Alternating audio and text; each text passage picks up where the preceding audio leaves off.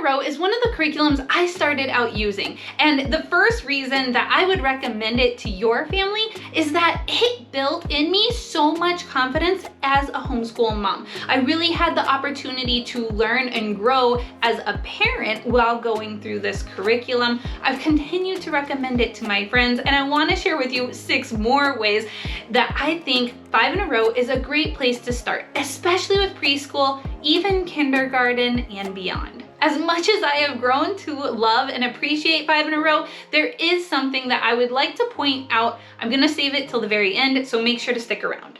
So here's what the curriculum looks like. It is just one teacher's manual. So here's point 2. This is a non-consumable product for all of the children that you will ever have. You can continue to reuse it. It's also open and go. So what you're going to do, don't skip the intro. If you buy this curriculum, read the intro. It is beautiful. It explains how they believe that this method really works, and it will help you to understand the whole process. So make sure to read that. But we are going to skip it for now. Here is an example of a book that you might use. And so it tells you that you are going to get this beautiful living book, which it has already selected for you, and you are going to read it 5 days in a row. This is a gentle Charlotte Mason approach. You are using living books. These are beautifully, aesthetically pleasing books that you want to linger on and look at a little bit more and notice details with.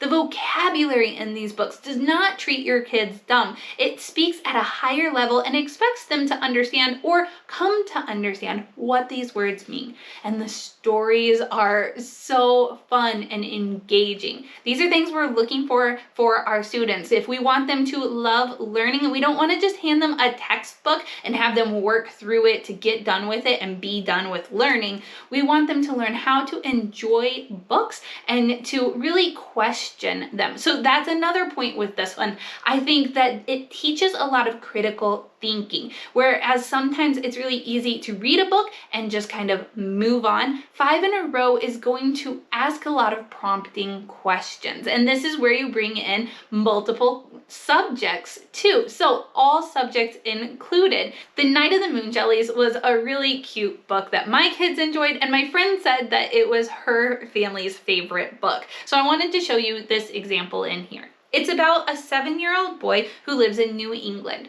At the back of the book, you can find these discs, and this is another point of why I love 5 in a Row. There's these image discs for each book that represent each book, and your kid can color on them and then go find the location on the globe or on a map and stick it to there. You can do this every day to reinforce where these places are and what is happening around the world even. This one takes place in New England. So you're going to talk about what states are included in New England. So you've got your geography.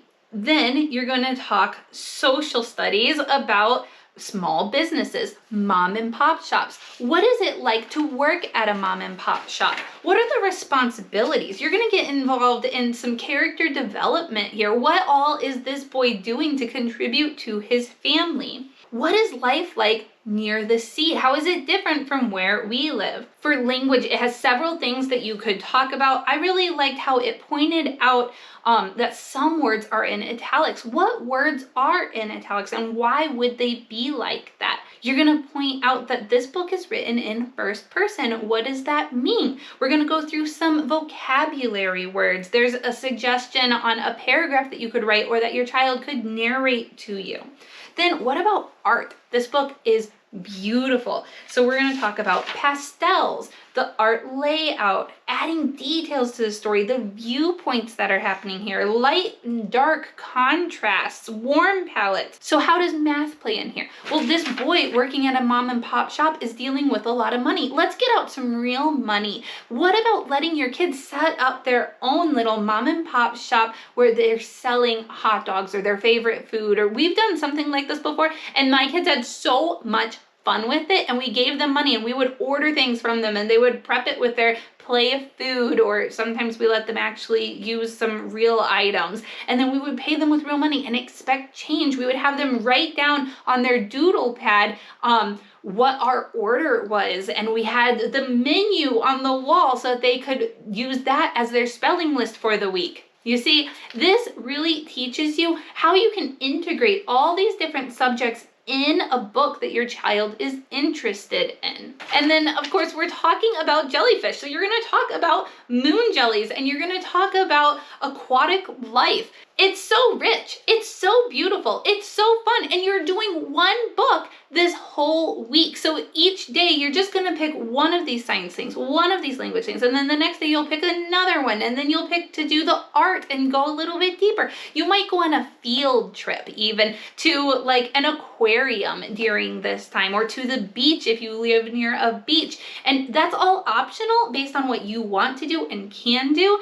But how much fun is this? And it's going to create so many good memories. And then they can journal about it if you're doing journaling like my kids do. And they're going to be able to hold these treasures with them. So I told you I had something else to share at the end of my video. And this is it. I really like 5 in a row. But there is another curriculum that has recently come to my attention that I think is even better, if you could even imagine. So I'm going to do a comparing video between these two curriculums.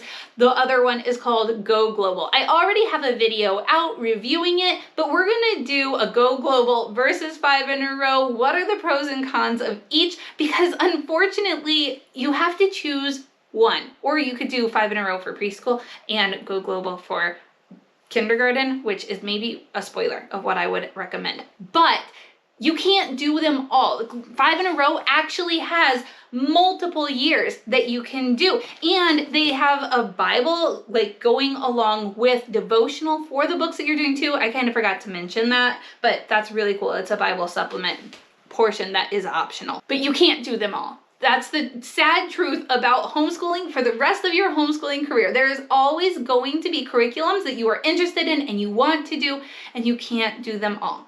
Here's my recommendation. Pick between Go Global or 5 in a row when you are starting out. But to learn more about Go Global, you're going to have to click on this video. Make sure to subscribe so that you see when those comparison videos come out as well.